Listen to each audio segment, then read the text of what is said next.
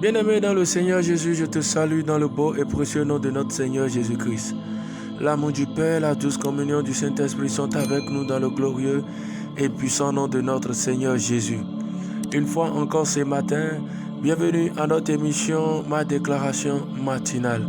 Alléluia. Joseph répondit et dit, en voici l'explication. Les 3 corbeilles sont 3 jours. Encore 3 jours, et Pharaon enlèvera la tête de dessus de toi. Te fera pendre à un bois, et les oiseaux mangeront ta chair. Le 3e jour, jour de la naissance de Pharaon, il fit un festin à tous ses serviteurs, et il éleva la tête du chef des échansons et la tête du chef des panetiers au milieu de ses serviteurs. Il rétablit le chef des échansons dans sa charge des chansons pour qu'il mît la coupe dans la main de Pharaon. Mais il fit pendre le chef des panetiers selon l'explication que Joseph leur avait donnée. Le chef des échansons ne pensa plus à Joseph, il l'oublia. Alléluia. Bien-aimé dans le Seigneur Jésus, cette histoire est une histoire que tu connais très bien. Joseph dans la prison a eu l'occasion d'interpréter au chef des panetiers et au chef des échansons un songe qu'ils ont eu, qui les tourmentait et se demandaient qu'est-ce qui allait arriver. Et lorsqu'il eut interprété le songe, bien-aimé dans le Seigneur, la chose arriva telle qu'il a dit. Et plus tard, bien-aimé dans le Seigneur, cela a constitué la base de la restauration de Joseph. Cela a constitué pour lui une base de pensée surnaturelle. Parce que s'il a pu interpréter le songe, les chansons malgré qu'il a oublié au moment opportun lorsque Pharaon a eu également de songes qui le tourmentaient, il s'est rappelé qu'il y a un prisonnier qui interprète les songes. Et c'est ainsi que la loi de la pensée surnaturelle a pris Joseph de la prison pour le faire asseoir à la table des grands, pour l'amener au palais, bien-aimé dans le Seigneur. Et je veux dire à quelqu'un ce matin, si Joseph n'était pas dans la prison, il n'aura pas l'occasion d'interpréter le songe du panetier et de l'échanson.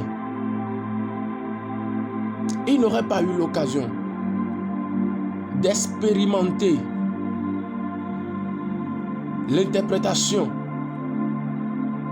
du songe. Parce que lorsqu'il a interprété, la chose est venue ainsi. Il y a une confiance, bien-aimée, qui pourrait s'établir encore davantage dans le cœur de Joseph. Et il pouvait dire, même dans la prison, je sais que l'Éternel est avec moi. Et il me révèle les choses cachées. Et je veux dire à quelqu'un, tu es en train de traverser une situation difficile. Mais malgré cette situation, si tu penses bien, il y a des choses que Dieu te révèle, des choses puissantes que Dieu te révèle. Peut-être que quelqu'un est à un début de ministère où tu traverses des moments difficiles, mais Dieu te donne des révélations puissantes. Tu te demandes, mais qu'est-ce qui se passe? Quand tu penses un peu à ta situation, tu te réfères à ce que Dieu fait et tu te dis, certainement, ces moments, ce sont des moments que Dieu utilise pour prouver sa gloire dans ma vie. Et laisse-moi te dire, bien-aimé, ce sont des moments qu'il utilise réellement pour prouver sa gloire. Joseph, dans la prison, pouvait peut-être à des moments donnés penser, mais pourquoi Dieu a permis que je sois là? Mais automatiquement, il se réjouit de ce que Dieu, il est bon, il est fidèle et il lui révèle les choses cachées. Les choses qui tourmentent le monde, lui connaît ces choses. Il pouvait se glorifier en Jésus. Et il pouvait se glorifier en Dieu et dire oui, je sais que ce Dieu est avec moi. Bien-aimé dans le Seigneur Jésus, s'il n'était pas dans la prison, il n'allait pas connaître le panetier Et le chef des échansons leur a interprété le songe afin que l'interprétation lui donne accès plus tard au palais. C'est pour dire à quelqu'un ce matin, Dieu veut faire de grandes choses avec toi. Dieu veut t'amener dans des percées surnaturelles. Mais il faille nécessairement que tu sois là où Dieu veut que tu sois. Et que tu fasses ce qu'il veut que tu fasses au moment opportun. Alléluia. Bien-aimé dans le Seigneur, il y a des choses que tu ne comprends pas, mais que le ciel comprend. Accepte juste ces choses dans ces moments difficiles que tu traverses. Et demande à ce que Dieu puisse te révéler encore des choses cachées concernant ton identité. Tu vas vivre des choses extraordinaires. Quelqu'un qui est en train de vouloir abandonner à cause des difficultés, le Saint-Esprit me charge de te dire ce matin, n'abandonne rien. Fortifie-toi et aie bon courage. Parce que là, Dieu est dedans. Dieu est dans cette situation. Ah oui, fortifie-toi. Prends courage, fortifie-toi. Et ma prière pour toi, c'est que tu sois là où Dieu veut que tu sois, afin que la percée surnaturelle qu'il a prévue dans ta vie soit manifeste. Et bien aimé, ne pense pas que cet endroit serait forcément un endroit où tout serait rose pour toi. Non. Mais laisse-moi te dire que la majorité du temps, ce sera un endroit qui est comme la vallée de l'ombre de la mort où tu ne comprends rien. Mais il est là avec toi. Un peu de temps, persévère un peu. Monte encore dans l'intimité avec lui. Monte un peu encore. Frappe un peu à la porte. Frappe un peu. Et voici, il ouvrira des portes surnaturelles qui ne se fermeront point jamais. Les choses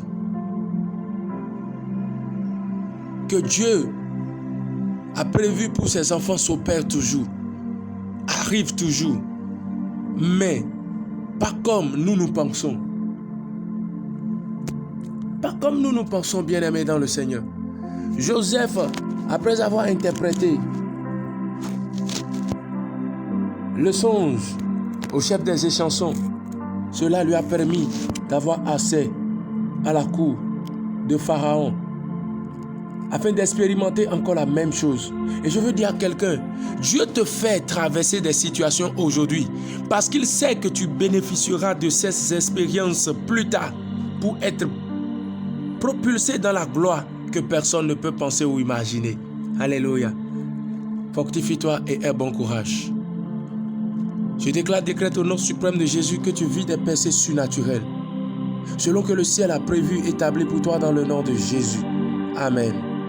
C'est pourquoi quelqu'un voudrait déclarer avec moi ce matin: Dieu de bonté et de fidélité, Dieu puissant, redoutable et fort dans les combats, je sais que tu as établi les choses selon l'ordre divin, afin qu'elles arrivent selon ta pensée, selon ta volonté parfaite. C'est pourquoi je décrète au nom suprême de Jésus. Ma situation, ma condition actuelle, je ne néglige pas cela, mais je sais plutôt que Dieu est avec moi. Et même dans la vallée de l'ombre de la mort, je ne crains aucun mal. C'est pourquoi il m'enseigne sa sagesse. Il me fortifie. Il m'accorde de vivre pleinement ces moments dans sa gloire, afin d'en bénéficier puissamment les jours à venir. Je décrète que ces moments que je traverse ne sont que des expériences.